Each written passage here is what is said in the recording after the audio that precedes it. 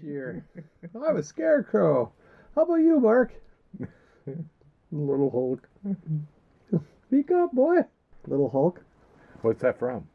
Fucking my twisted mind. Oh. So, I have to share with you that Pat, you know our guy Pat? I do. Who we saw at Newt's, and Sue, Audie Sue. We got to skip the Audie. Also, by now, if we ever use the Audie terminology, we have to full on explain it because it just sounds right, just ridiculous. Anyhow, he's the guy that at a pajama party, long story, a few episodes back, he asked me who he was. He thought that he would get me on Dancing in the Moonlight, who sings it. And I'm like, well, that's King Harvest. And he's like, oh. So anyway, tonight he hits me. We weren't planning on seeing each other. It was a chance happening at Newt's. Oh, that sounds beautiful, doesn't it? Anyway, while at Newt's, Pat says, are you familiar with a song called The Rain, the Park, and Other Things? And I'm like, I think I know that song, but I need a hint. And he said, The Flower Girl. And I kind of ran through my head a few times. I go, it's from a movie. I think it's from Dumb and Dumber. And I go, I think it's the Cowsills. Okay, yeah. And he goes, nope, it's like the Mosills. He wrote it down wrong, or he typed it in his phone wrong. Oh. I'm like, dude, I got it right here. He's like, oh yeah, it's not the Mosills, it's the Cowsills. So anyway, that one was a pure, just dumbass kind of guess, but wasn't there a documentary on the Cowsills about that was something messed up with it? That's a Sibling Band, I think, isn't it? It is. Well, God damn it! If we only would have incorporated that into tonight's theme, which is let's not say in case we don't get to it. Well, too late. Sibling Bands. We have a few things to talk about. At least I do.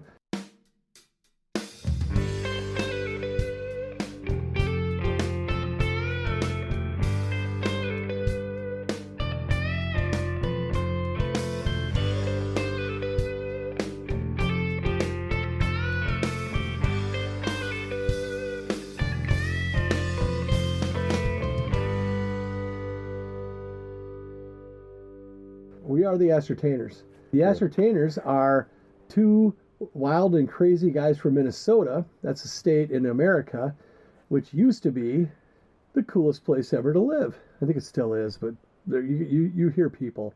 You hear rumblings. Are you talking temperature-wise? We're not political. We're not going to talk about global warming, Mark. No. Although we could talk about the eclipse, but... coolest. Yes. State. No, cool. Like fucking blue jeans... Beatles, America. I thought this was America. South Park. I'm sorry. I cracked myself up on that one. Oh, and then the South Park, was that Randy when he got kicked out of a youth football game? Yeah, he was always getting into fights. I thought this was America. South Park, very underrated. If you've never watched it, think of any topic. And they covered it, yes. They've probably covered it, and they probably covered it with a great deal of what's the word, zeal or whatever. Yes. They find a, surprisingly, it's from any angle too. It's not like they're predictable and how they will approach it. But yeah, there's some funny, hilarious South Park. They handled like political correctness and how they handled when a guy was faking Tourette syndrome and just a whole lot of different stuff. But anyway, thought this was America. Yeah. But when you said America the coolest country, when I said blue jeans and I said the Beatles, of course the Beatles are from Wisconsin. Yeah. So anyway, different Beatles. But where were we?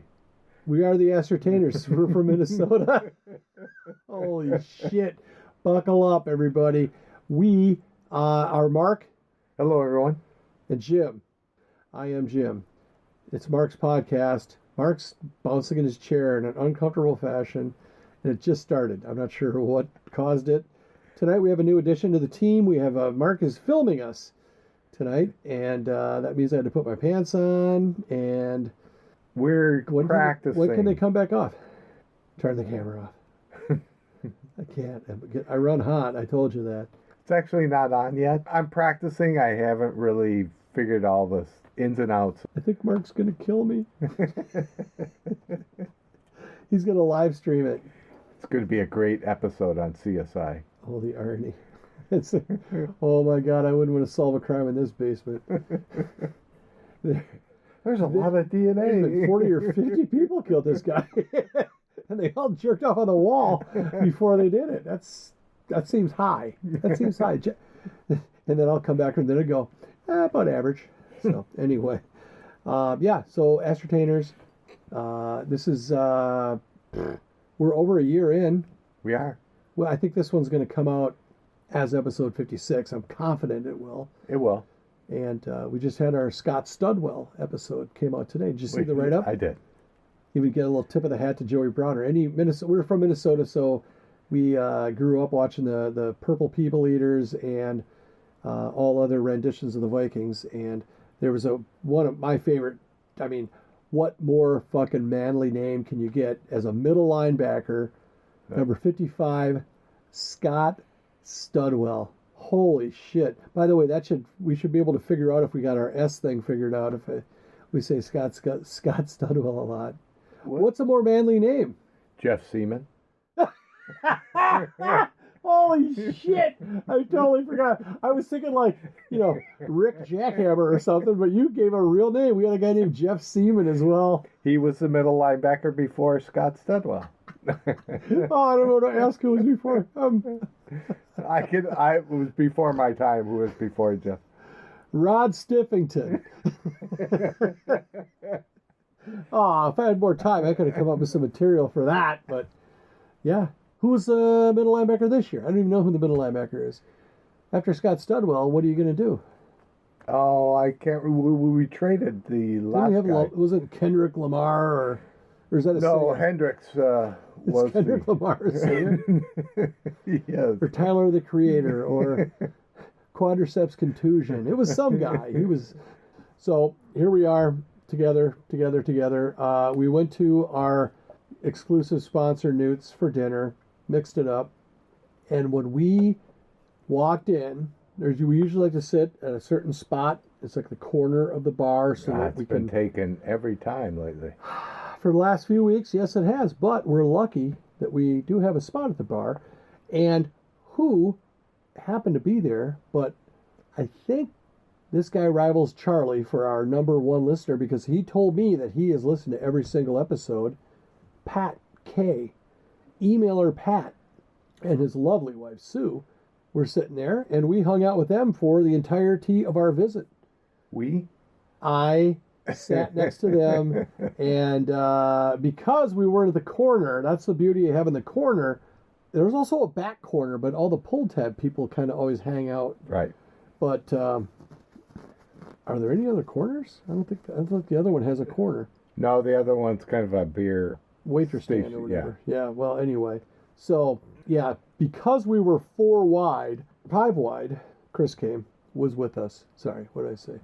Anyway, so I mean, she seemed to be enjoying herself. I don't know. I didn't ask anything further than that. But going from left to right as you are facing the bar, so would it be like stage left? It would be going from right to left. So you were stage right, then Chris, then me, then Sue, and then Pat. So I was in the middle, and I talk to you guys all the time, so I talked to Pat and Sue the whole time.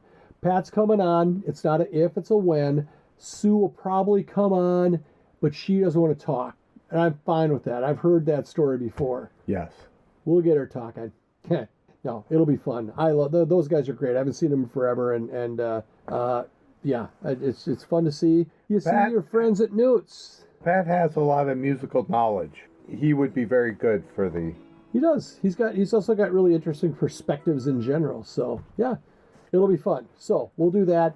Tonight is, we decided that we would have a topic. This is interesting in that we are almost forced to do 2 tonight because I'm going to have to take the next 2 weeks off, and we don't want to let you guys down. We'll put out pure crap if we have to. But anyway, so the pressure is already getting to me. I'm starting to worry a little They're starting to murmur. I'm not I gonna will lie. have to say that we talked to Corey again tonight and tried to push the Ascertainer burger. Yep. But he weaseled his way out of it again. Oh, holy jeez, we're going to die. That felt loud. I'm going to move my thing back here. Yeah, okay, well, that was Mark for sure. You know my voice, Core, big Core, Mr. Core. I said, we'll meet you in the middle. You can rename this artichoke dip the Ascertainer dip. I mean, it's only a couple letters. You can't, can you spell artichoke, Ascertainer without artichoke? Holy shit. Oh, we might be onto something. No, there's no O or K. There's an A and a C. I'll work on this. I also thought about something because you laughed at something on the last episode about thrust. Oh, yeah. and this might sound bad. I mean, I don't think this is something I would tell my junior high daughter, but you can't spell thrust without trust. Wow. It's a fact. Why you even thought of that? Why does your mind go that way? I don't know. I don't. It's very wrong. That's very, very wrong. Super wrong. I don't have any errors and omissions that I'm aware of, but I know you do, even if you don't think you do. I don't have any. Maybe an omission. We talked about Second City Television, two episodes. Second City TV. I'm sorry, yeah. Right after we talked about it, Joe Flaherty died. What? Yeah. I didn't hear that. Yeah, he just passed. Count Floyd. Yep. How about that?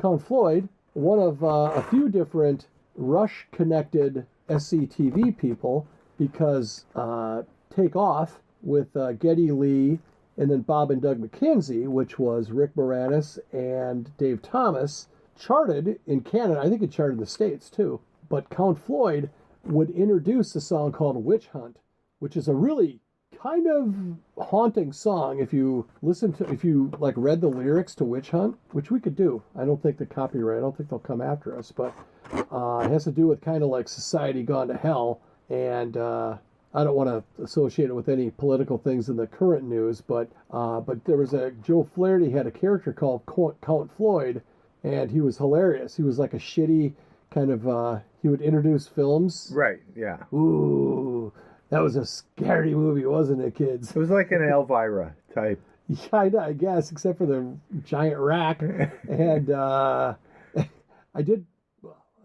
was young. I got boners with everything, but for both of them, it worked. Congrats. But anyhow, he was also in Stripes, I believe. I think he was one of the prison guards in Stripes. I'll have to think about it. You're probably right. Take it to the bank. Because I'm just hearing about this. And, he wasn't that old, was he? Don't recall. All right, well, I guess we're old now, so one of us is going to die one day. Should we do a bet? Like a pool? No. A dead pool just with two people? How would that work? Especially when you try to kill the other one so you win. Oh, Mark, I would never do that. Shit. All right. I'm on to you, Jim's man. crossing out on his notebook something, and he's really getting it good. He wants to make very sure no one can see. His one-line plan, his one-word plan rhymes with tang. Bang. So, what else we got? Frankie Valli was a bassist, not a drummer. In the video for December 1963 that I watched, that I will play for you later, he was singing and drumming. On his page, he calls himself a bass player. Yeah, well, a singer/bassist. Going back to he's an entertainer. A musician is a musician. Yeah. It's rare that you'll find a guy who's getting paid to play guitar that's like, oh, what are these sticks for? I couldn't possibly loan. I mean, they pretty much, except for keyboards, because that's for girls. But anyway, and Geddy Lee. I have part of that in my notes. We talk about a keyboardist. Well, why don't we talk about your error first? What error? Who sang Convoy? C.W. McCall. Huh. All of a sudden, you said C.J. McCall. Did I say C.J.? Yeah, my bad. I apologize for that. You said C.J. McCall, and I'm like, sounded right, but... You agreed. I guess. So I went. I think I later said C.W. McCall. Oh, and then in the write-up, I didn't call you out because I'm not a dick. You just called me out now. It hurt my feelings. No, that's now. Son of a bitch. That was then. This is now. Who wrote it? Oh, S.J. Hinton. Kidding. Oh my God! All the Outsiders geeks. It's S.E. Hinton. Did you read That Was Then, This Is Now, or just The Outsider? No, just The Outsider. My head hurt so bad from reading all of The Outsiders. I think it's the only book I've ever read cover to cover. Really? I mean, I've started a lot of books. I've read I've jumped around in a lot of books. I don't think I've read a whole book except for The Outsiders. And for all that don't know, it's about a 2-hour read. It's not a thick book. No pictures, at least. The Greasers and the Socias. It was written by like a 13-year-old girl, a 15-year-old girl. Socias and the Greases. Yeah, so that was then. This Is Now is actually a bit of a deeper story, too. Does it involve any of the same players or no? No. Okay. But you could argue that the cast for The Outsiders, the movie, is one of the most recognizable in our lifetime anyway. It was loaded. But only one girl. Like in the whole movie, there were just a couple, 3 girls, a lot of fellas. Maybe that's why I liked it so much. A lot of guys, a lot of wrestling around. A lot of white T-shirts, tight. In the rain. Oh, God. Hang on. Cut. So we got a shout out from our friends from Think Drink Disney. They just did a podcast titled, I think it's Aladdin, but it's a live action one. What does that even mean? It's with Will Smith. It's not a animated one. It's actually people. Oh, for real? Yeah. So that's called live action? Yeah. So like The Outsiders was live action. It was. Is this live action? No, we're pretty cartoonish. Yeah, true. Caricaturish, as it were. Anyway, that was very nice of them to mention the Ascertainers. I will be attending. Mark might be able to stop by. They're doing a live. Well, by the time you hear this, it'll be over. But in 2 days from right now, they are doing a live broadcast from Rascals in Apple Valley, another great Apple Valley, Minnesota eatery. Not currently a sponsor. Well, not with that. It's almost like you were retching when you said. Oh, my burp? I was trying to silence my burp. I guess I'll just have to use this next time. Don't forget to go number 2. No, I knew. Uh-oh, somebody left it on. Let's see if it still works. Uh-oh. Spooky. Number 2 was spooky tonight. I think it's random. Huh. Monster. Ghost. Alien. Megaphone. Robot. So anyway, did I sound like a robot? That's very good, Jim. You sound just like a robot. Don't I? You want me to sound like a spooky? Yeah. Spooky. Huh? How about that? Actually, you sound spooky all the time. What band sang a song called Spooky? I can't think of it now. Atlanta? Rhythm Section. From? Memphis. You got me on that one in an earlier podcast. You go, Atlanta Rhythm Section. I go, Atlanta Rhythm Section. You go, where are they from? And I'm like, well, fuck, I think it. What if they weren't? What if it was just a clever thing? Anyway, what are we going to talk about? I'm tired of talking. Well, I got to delegate more to you. Again, I want to peanuts. I want to add to I want to add to the Think Drink Disney. They did a wonderful shout out on their last episode, and it was very nice. They're 2 wonderful people that we had on earlier, and they were a nice thing for them to do.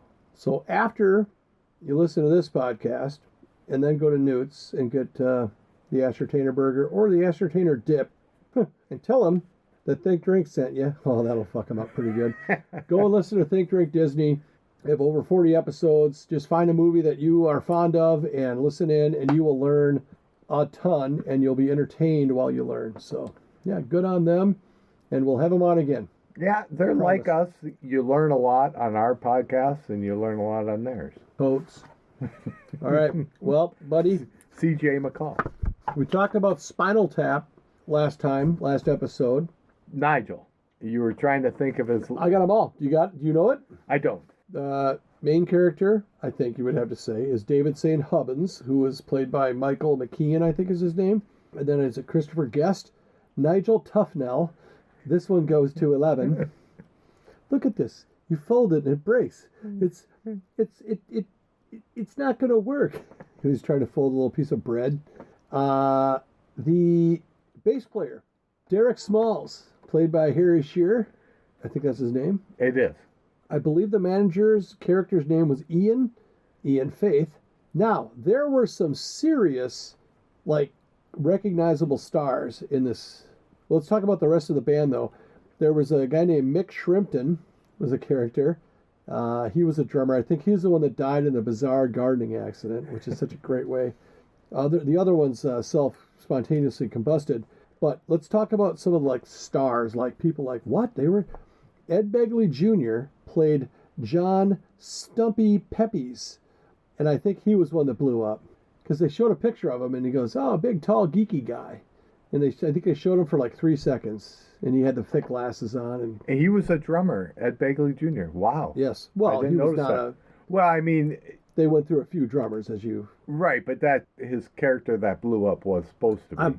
I could come back for an error and omission on that, but I'm pretty damn confident. But Marty DeBurgy was the what do you call it? The guy who runs the documentary, the documentarian, the narrator. That was Rob Reiner. Or yeah, I knew that. Seems like a great guy. Probably should hang out with him. Anyway, then there Bobby Fleckman, Fran Drescher. I forget Paul Schaefer's character's name, but he is one of the more memorable things where he was like the owner of the record store. They were doing a promotion in and nobody showed up. And he has a great line. He goes, come here. Kick my ass. Kick my ass as a man. I messed up. Kick my ass. So anyway, Paul, I should have got his character name. Then there were 2 mimes in the movie. You recognize both of them. I think we know that Billy Crystal was one because I think he actually started talking, after they fucked up or something like that. But the other one was Dana Carvey. Oh. I haven't seen the movie in decades. That won't do. I'll have to look at it again, watch it again. That's all I got. That's all I got on Spinal Tap, but Nigel Tufnell is what prompted that, who I thought was very funny. I think he was the funniest guy in the whole doggone movie. Yeah, impressive. I see you have a whole page of notes there, Mark. Let's go ahead and don't be shy. Why don't we do the radio game? I think that's a capital idea. Thank you. We're 25 minutes into a 43-minute podcast. We'll probably get into the topic here, too, pretty soon. Well, we've burned. We can save some... yeah, I'm going to save my best 2. ones for the next one. When I'm not on? Okay, smart. You did that before.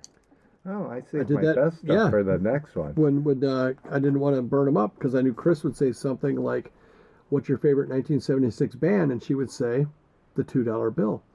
So I think that was a smart move. Which was a very interesting fact. Mm-hmm. Totally. Admit it, you still have a $2 bill in your wallet. I have a buddy, Audie Todd. Hold on. Todd K, who I see him a couple, 3 times a year. Every time we go play cards, he works at a bank, and every branch of that bank, he'll go to it and say, I need all your $2 bills. And he shows up with like an inch tall stack of $2 bills, and he puts them into the poker pots. So we all walk home with some fucking $2 bills. And when you go to cash them, do people look at you like... I usually lose them back that same night, but that's a funny conversation you bring up, that some people are worried about bills going out of style, like they're going to be considered counterfeit, and I've never had that issue. Well, a younger person probably never heard of a $2 bill or seen one. And you go into a convenience store and say, well, here's $2 bill. And they look at you like, this can't be real. I go into the convenience store and I go, give me some of them grape cherry wraps, Swishers.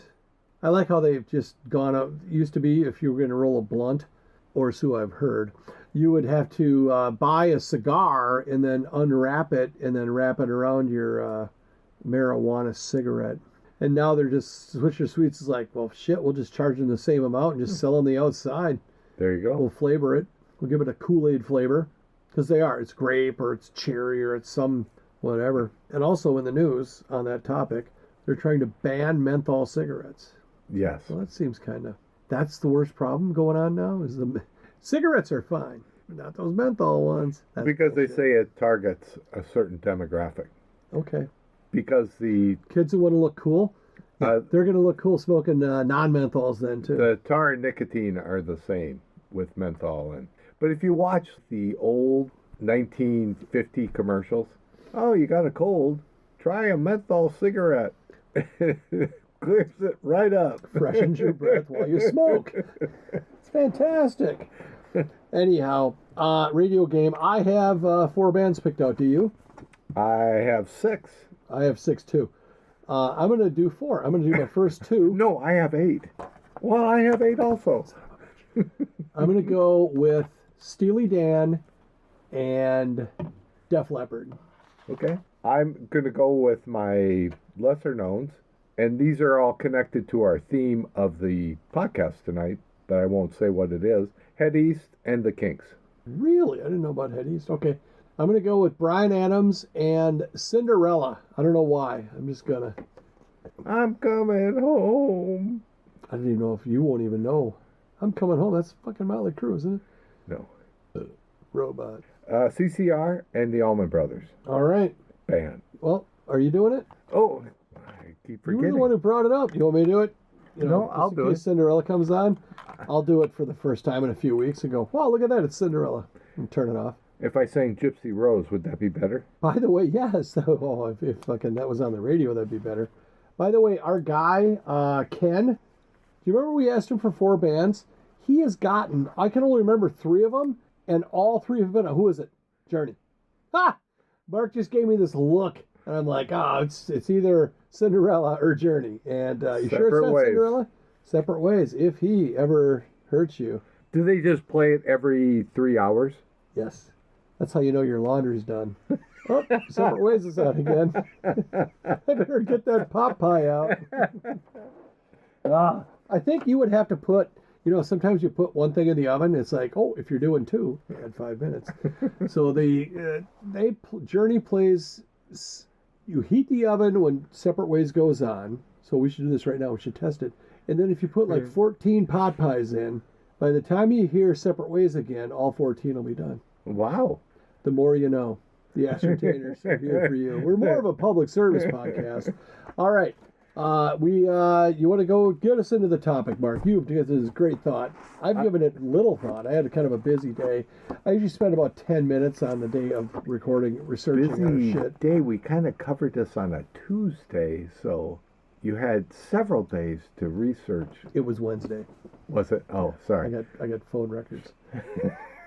Still, I had many hours to. Well, what do you want to talk about? Jim What's the came up topic? with a topic of bands that had siblings in them. Yes. That's what all my picks were. And my first one, I'll do Head East. I was not aware there was brothers. There's all men in that band, right? Yes, Roger Boyd and Larry Boyd. How about that? in What did Head they East. do? I only know nobody in Head East, so I don't know what they do. Roger was the singer and Larry was the bassist. Roger Boyd was a singer for Head East. Yeah. My first concert I went to was Head East at the Rochester Civic Center. Did they play Never Been Any Reason like 4 times? No, they cut it short because the bass player had a little trouble staying awake on stage. So that must have been Larry Boyd. He didn't stay in. I would the have whole seen time. them in I think it was 80. Were you then? I believe so, yeah. I wonder if he left the band because he Because you booed him. fell asleep a lot on stage. He fell asleep 100% of the times I've seen him. That seems like a high number. I mean, do you know, how many Head East songs do you know? What's your favorite? Never Been Any Reason, and then they did the cover, the other song, right? I think it's the other way around. Since You've Been Gone, I think they did, and then Rainbow did it. No, it was someone before Head East did it. Oh, so It was a that song's cover, covered a lot. cover. Yeah, Wowza. It's like A Star Is Born. yeah. You know how many times that movie's been made? 4. I think you're right. By Cracky. I guess I should have said yes.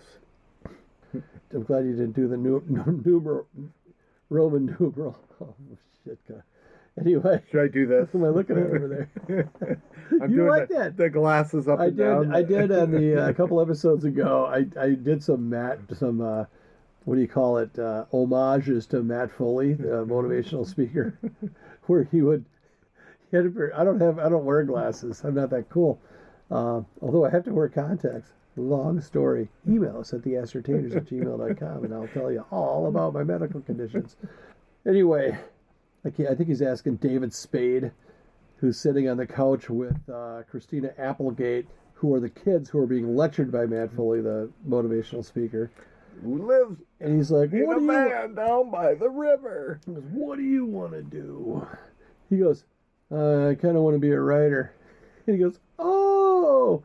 And then he does the thing where he grabs the frame with his right hand, he pinches the glasses frame, like the hole with the lens, not just the side part, and he thrusts it up, down, up to his forehead, down to his eyes about 5 times. He goes, "Oh, I'm sorry.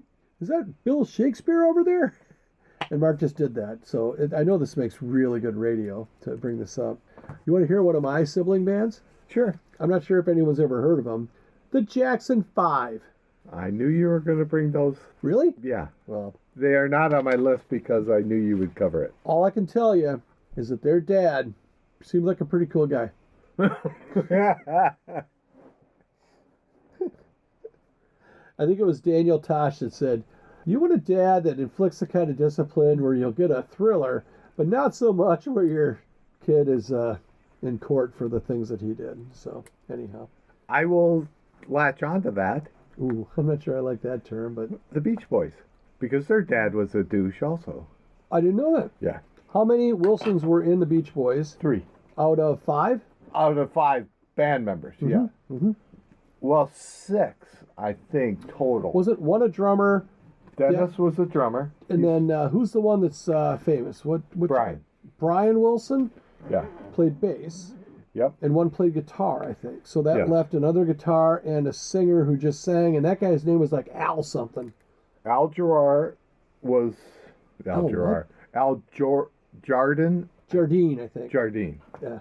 Carl Wilson was the other one, the guitar player. Well, it's 4 Wilsons then. No, it's Brian, Carl, and Dennis. So a different guy played drums then. Dennis, drums, Carl, guitar. Brian was the songwriter and piano player. And bass player. Bass player, yeah. Very good. And their dad was a ball buster, you say? He was. That they did not kind know of that. broke away from him because he was trying to drive their music. And I wonder if that's why my kids moved out. we brought up I on was a that huge Beach Boys fan. earlier, I write the songs, Barry Manilow. but who wrote it? Brian Wilson Brian Johnston. That was in the Beach Boys. from AC/DC? No, Beach Boys. Hold on, you're telling me the Captain and Tennille sang I wrote the songs? They did sing it, yes. They did? But they did not write it. Captain and Tennille. They did a cover of it, but You fucking with me right now? I am not. I was just making that up. No, Captain and Tennille did a version of I Write the Songs. They also did a version of Muskrat Love. I don't know why that comes into it, but that's impressive that you know that. I mean, she had the face that only a muskrat would love. I think that's how that came about. I can't wait for the second episode of this. No, I thought that was a great fact that because we brought it up that we made fun of. Are we filming? I Very want to model. make sure that the camera picks up that I have my thumb at the base of my chin and my index finger is. I am deep in thought. Can I borrow your glasses to look even more in thought? Can I borrow your glasses to go? Hey, that fucking Casey. You do a fine rendition without any sort of prop. You could tell those are glasses. It's like Jim's arm is spazzing out. I have another one. Is it your turn? No, it's your turn. I'm not sure if I'm going to pronounce it right. Van Halen. Brothers Eddie and Alex Van Halen. Dutch parents, lived in, I think, Southern California. And a fun little fact, it was Eddie's drum set. And Alex had the guitar. And they liked switched, each other's instruments. So how about that? The more I hear about Eddie Van Halen, I mean, you can't argue he is a Phenomenal. a virtuoso, blah, blah, all that kind of shit. Kind of a dick. He was so smiley, like on stage and shit. Like he always had that he looked like he was having a ball, which I admire as a performer. But what really got me, it was a what? See what I did there? No.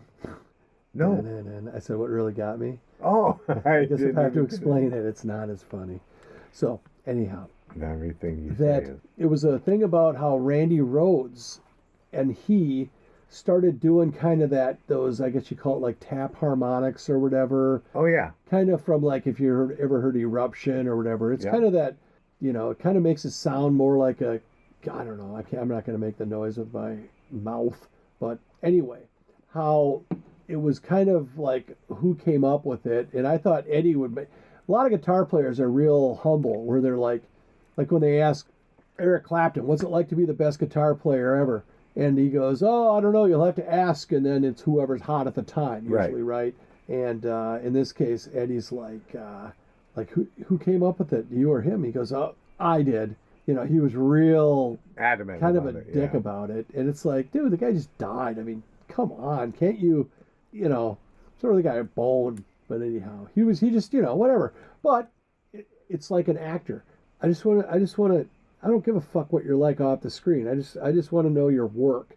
Right. And Eddie Van Halen's work was par excellent and fantastic, but they all had to put up with David Lee Roth, and that's just amazing that they did that. Ah, shoot, he's coming on next week. I would love to have David Lee Roth on the podcast with Joey Browner to protect me. Can you? I mean, just how in the world did Van Halen put out such great studio albums, and then when they were live, it was just like letting a kid out of a fucking all-you-can-drink Mountain Dew bar. It was awful on stage. Terrible live performer. Yeah, but that's with a lot of bands. When you're listening to them, you hear the studio versions. I guess. Sometimes. I'm sure that the other musicians kept it like real enough, but maybe they only fucking put online the dud performances, but he just looked like he was so like, look at me. Even if I suck, keep looking at me. In your mind, you don't like David Lee Roth as a performer. Do I have confirmation bias? That's yes, the thing, you know. do. I do. David Lee, come on, the podcast. I'll apologize in person, but only in person. I think his first solo album is phenomenal. Yankee Rose? Yeah. What was on that? Yankee Rose was on that. What's the other one on the mountaintop with the video where he's free climbing? Yankee Rose, I think. No, I thought... Wasn't Just a Gigolo on that, too? I don't think that so. Was a song. And that goes back to my thing where David Lee Roth is more comfortable doing like show tune like songs. Just a Gigolo, and everybody knows. That was on a second one with California Girls and Just a Gigolo. True. Both phenomenal songs. Yeah. I'm going to look up the thing. Who did the first time? Oh, can you see the thing? Yeah. Which one? California Girls. The Beach Boys. There you go. It kind of all ties in Somebody together. else also did, not Yankee Rose. What was the one you said? Just a Gigolo. That's an old song. Yeah, that's an old. Like really old. Ice Cream Man, very old song. Very, very old that's song. a blues. But I think the Just a Gigolo was like 1940s or something. Yeah, it's a living proof that it's such a good song. Even David Lee Roth couldn't fuck it up. But no, Quit picking on poor David. I think his dressing of it was good. We're talking about Sibling Bands, and he was in a band with brothers in it, even though he wasn't one of the brothers. I wonder if he has brothers and sisters. I'll bet he is an only child. You know, I don't know. What do you say? Over under on siblings? I will say is 1. You want to go over or under it? Well, I have to go over. Let's make this. Let's make it a betting. Well, you get first pick. So he either has 1 or 0, or I would say 1. 2. Just the way his attitude is. I would agree with that. You say he has 1 other sibling. No, I would say he has no siblings. Correct. All right. Well, here we go. We'll figure out a way to make money on this thing. Get your bets in now. It'll be like that episode of MASH where they knew the outcomes of the games and they kept getting Frank to bet. How do you guys know? Historical horse racing. How does that work? I'm great at it. I'm so close every time. I just don't get it. They're starting to try to do that at Canterbury. Is that what that means? Yeah, an arcade game. Oh, really? Yeah. I was trying to figure out what all the fuss is about. People are pissed about it. Yeah, but it's just... would people, if they did their homework, know who won the race in historical... Because it's actual races that have already run. Oh, for fuck's sakes. If you got a goddamn phone, you can figure that out. I don't know how it works, but... Aquaduct, the 7th at Aquaduct on August the 5th of 1938. Oh, I thought we were talking about Jethro Tull. That's Aqualung. Oh. Hey, Aquaduct. That's outstanding. I would let you break the news. Well, looks like we're going to have to wrap this up because Jim is losing interest No! again. Oh, man. Hey, but come back next week, and we'll have one even worse than this one. Statistically, historically, the second episode of the night is either better or worse. But we'll let you know about David Lee Roth's sibling situation in case you don't have, I don't know, a phone or an access to a good library or even a medium library. And we do have a Facebook page, the Ascertainers. Yep. And Sure we we do. have an email account at theascertainers@gmail.com. Write us a note. Tell us how much you love me and hate Jim. It'd be great to hear from you. Pat, if you can figure it out, you can send one also. Pat already sent us one. Pat's our number one fan. Charlie has also sent us an email. Charlie, we need to hear from you, pal. And so has Alex. Alex, I know you listen still, so Alex, yes, we haven't heard from him in forever. I know it. We're going to get Alex D on with Paul W. And yeah, it's all good. So anyway, sorry about this episode. A lot of bright things in the future, but not this one or the very next one. So Goodbye, bye. everyone.